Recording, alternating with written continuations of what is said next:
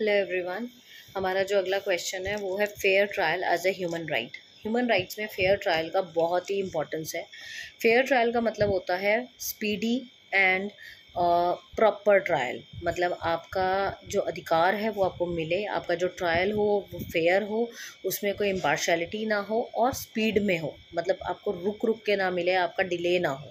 A fair trial is one that is open to public and presided over by the impartial जज। उसके ऊपर जो जज बैठा हुआ वो इम्पार्शल है, वो आपके साथ कोई पार्शलिटी नहीं कर रहा है और वो हर पार्टी को इक्वली ट्रीट कर रहा है।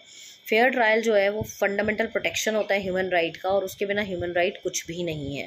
फेयर ट्रायल में फेयर और प्रॉपर अपॉर्चुनिटीज़ दी जाती हैं before the courts and tribunal. Everyone is treated equally, हर किसी को इक्वल ट्रीटमेंट दिया जाता है। Everyone has right to fair and public hearing. हर किसी के पास राइट है एक फेयर ट्रीटमेंट का, पब्लिक हियरिंग का, ताकि एक इंडिपेंडेंट और इम्पार्शल ट्रिब्यूनल एस्टेब्लिश हो और उनको सही तरीके से न्याय मिले।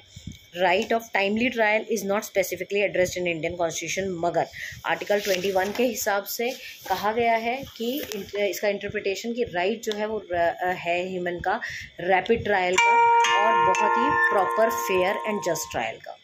अगर हम बात करें फेयर एंड स्पीडी ट्रायल की, तो एक मेजर गोल क्या होता है इसका एक मेजर गोल है right to speedy trial is to instill justice in society. Justice लाना सोसाइटी के अंदर, क्योंकि एक सिविलाइज्ड नेशन की यही पहचान है कि अगर वहाँ पर किसी का भी राइट डिले, ये जो ट्रायल का राइट है वो डिले हो रहा है या उसे फेयर ट्रायल नहीं मिल रहा है या उसको सही तरीके से नहीं सुना जा रहा है, तो इसका मतलब कहीं ना कहीं ट्रायल फेयर नहीं है।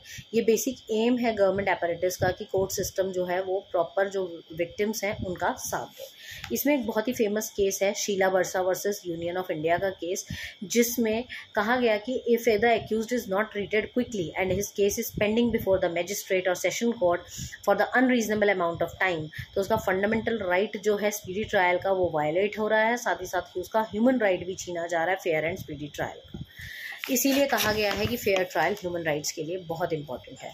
अब एक ट्रायल का फेयर होने के लिए क्या क्या कंडीशन ज़रूरी है? इसकी सबसे पहली कंडीशन है with in the reasonable time होना चाहिए। Number 2, independent and impartial decision maker होना चाहिए इसके अंदर। नंबर 3, रेलेवेंट इन्फॉर्मेशन दी जाए सारी की सारी। नंबर 4, ओपन टू पब्लिक हो। नंबर 5, पब्लिक डिसीजन के द्वारा फॉलोड हो एंड अलाउ करे रिप्रेजेंट करने के लिए इंटरप्रिटेटर को।